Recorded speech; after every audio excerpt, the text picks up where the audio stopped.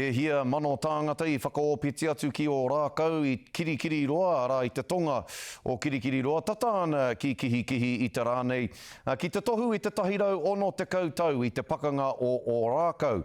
I mutu ai tā te karauna whakaeke tau rekareka nei ki te rohe o Waikato.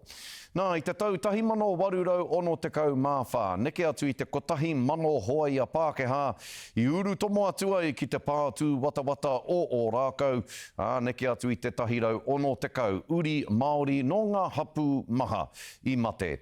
Nā, kei o rākau, tā tātou tu te tōranga pua te o kiwa McLean I tēnei wānei. Te o kiwa, tēnā, he hanga kōrero kei a koe hei whāngai mai ki a mātou I tēnei rā, e pāna ki tēnei rā nui ki roto o rākau. Skari me pēnei rā te kōrero kua haere katoa te iwi whānui. O tira kei konei tonu te iwi o Mania Poto me raukawa e whakapaipai haere ana I te papa I konei e tahi haere ana I te papa.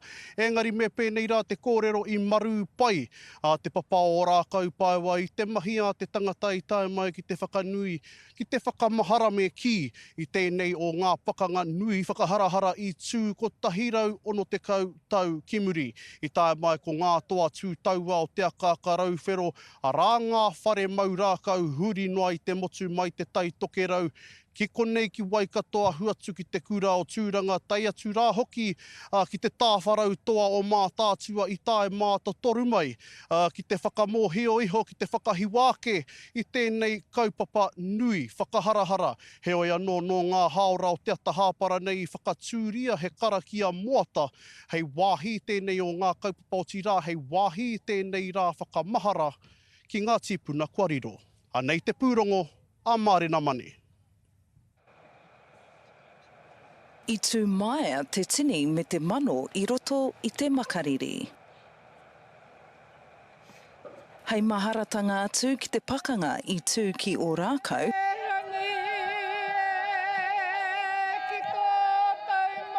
Tahirau ono te kautau ki muri. Ka tango hia e te kāwanatanga, ko ngā hoia I patupatu o mātou tūpuna kia mate.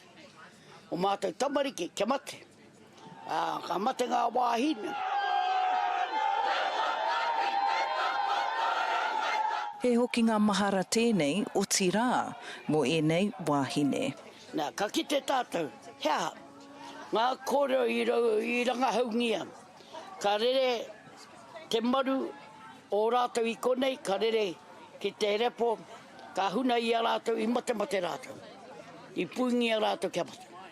E koe nā te paenga o tēnei o ngā kaupapa he kauaka ke, ko te akaka rauwhero e kawe ake nei, I ngā hitori, e kawe ake nei, I te mana te te tapu I roto I ngā kupu kōrero, nā taonga tuku iho, rā ko ngā haka, ko ngā waiata, ko te mau I te rākau.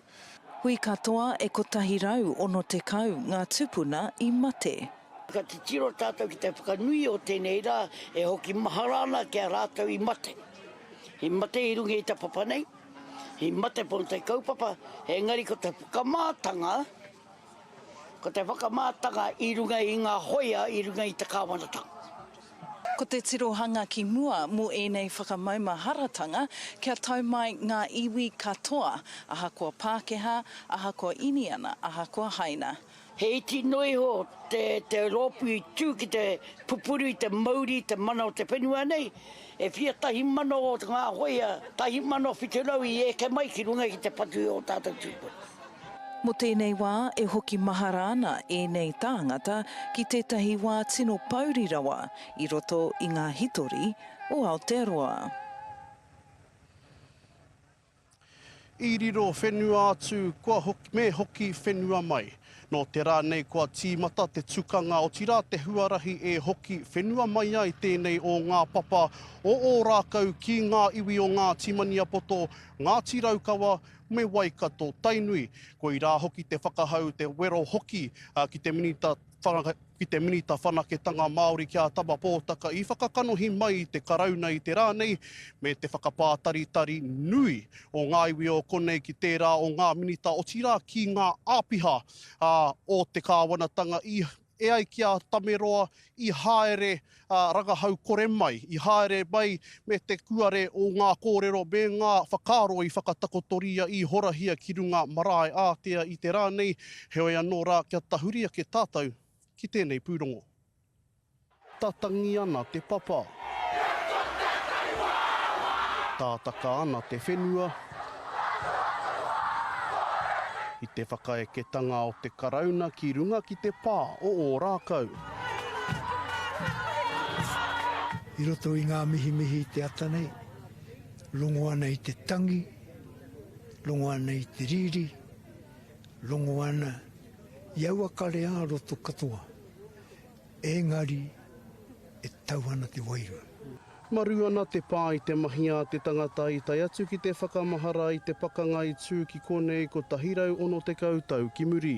E oha ana te ngākau i te rupeketanga mai, te hokinga mai o ngā iwi, o te motu, engari ngā mokopuna, te hunga i hinga i konei, ngā mokopuna hoki a ngā morehu.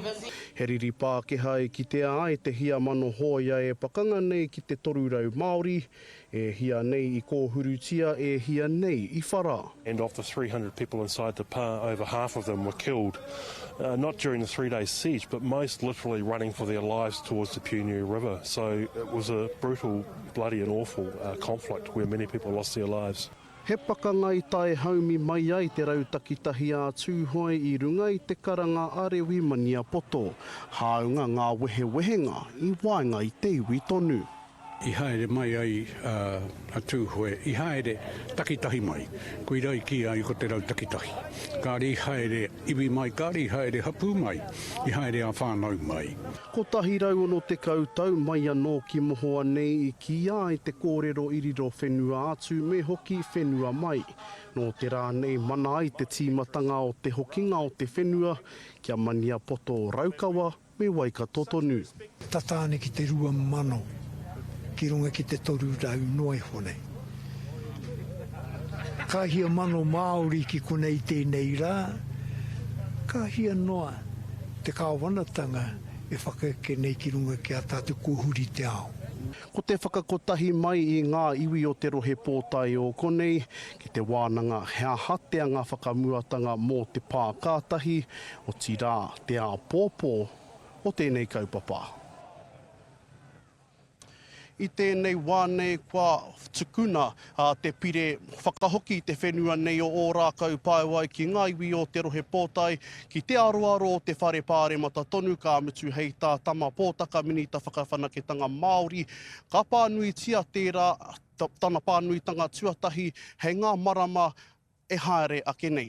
O tirā hei te tauhau ka tukuna te mauri o tēnei o ngā kaupapa ki te pakanga o waere ngā hika ki roto o te tairāwhiti, ki reira whakanui ai te kotahirau ono te kautau o tērā o ngā pakanga e hui mai anō ai ngā uri o te motu ki te whakanui, ki te whakamahara hoki i ngā tipuna i riro, i te riri Pākehā. Mihi ana kia koe te o kiwa rā nui tai ore nui ka meha i roto o rākau i tēnei rā ka mihi atu kia koe i te pai o e nā whakamārama whānui, whakamārama re toa nō rā hoki te o kiwa McLean e tiwi i te pā o rākau.